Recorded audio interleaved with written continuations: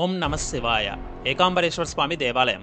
ఇక్కడ శివుడు పృథ్వీలింగంగా ప్రత్యక్షమయ్యాడు. ఇది భూమి తత్వాన్ని సూచిస్తుంది. శ్రీ ఏకాంబరేశ్వర ఆలయం తమిళనాడులోని కాంచీపురం పట్టణంలో ఉంది.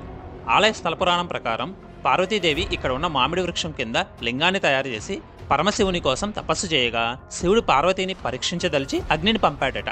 అంతట పార్వతి విష్ణువుని ప్రార్థించగా విష్ణువు అగ్నిని శాంతింపజేయటానికి శివుని తల మీద ఉన్న చంద్రుని చల్లని కిరణాలను ప్రసరింపజేశాడని పురాణ గాథ. తర్వాత శివుడు పార్వతీ మీదకి గంగను ప్రవహింపజేయగా లింగాన్ని కాపాడటానికి పార్వతి ఆ లింగాన్ని గట్టిగా ఆలింగనం చేసుకుని ఉండిపోయిందంట.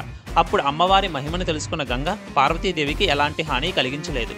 అప్పుడు అమ్మవారి ఆలింగన స్పర్శ చేత పులకింతుడైన పరమేశ్వరుడు అమ్మవారికి దర్శనమిచ్చి అనుగ్రహించినట్లు ఉంది. ఈ ఘటనకు సాక్షిగా ఇప్పటికీ ఇక్కడ ఏకాంబరేశ్వరుని లింగంపై అమ్మవారి చేతి అచ్చులు మనకు దర్శనమిస్తాయి. ఈ దేవస్థానంలో మనం తెలుసుకోవాల్సిన మరో ముఖ్య విశేషం ఏమిటంటే ఈ దేవాలయంలో ఉన్న 3500 సంవత్సరముల వయస్సు గల మామిడి వృక్షం. విచిత్రం ఏమిటంటే ఈ మామిడి చెట్టుకు ఉన్న 4 కొమ్మలకి 4 రకాల రుచిగల పళ్ళు కాస్తాయి. సంతానం లేని దంపతులు ఈ చెట్టు క్రింద పడే పండు పట్టుకొని ఆ పండుని సేవిస్తే సంతానం కలుగుతుందని ఇక్కడ ప్రజల నమ్మకం. అయితే ఇంతటి విశిష్టత కలిగిన ఈ మామిడి వృక్షం యొక్క కాండం మాత్రమే ప్రస్తుతం మనం చూడగలం. ఇక్కడ దేవస్థానం అధికారులు ఈ మామిడి చెట్టు కాండాన్ని అద్దాల పెట్టెలో ఉంచి దేవాలయంలో భద్రపరిచారు.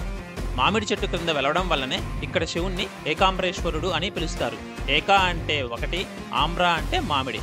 ఆ విధంగా ఇక్కడ శివుణ్ణి ఏకాంబరేశ్వరుడు అని పిలుస్తారు. ఈ చెట్టు క్రింద పార్వతీ పరమేశ్వరులు కుమారస్వామిని ఒడిలో కూర్చోబెట్టుకుని వధూవరులుగా దర్శనమిస్తారు. పృథ్వీలింగం కావటంతో ఇక్కడి స్వామిని మల్లె నూనెతో అభిషేకిస్తారు. ఈ ఆలయం మండపంలో 1000 స్తంభాలు, 1008 శివలింగాలు ఉంటాయి. 190 అడుగుల ఎత్తైన గోపురం ఉన్న ఈ ఆలయం 108 శివుని దివ్యక్షేత్రాలలో ఒకటి.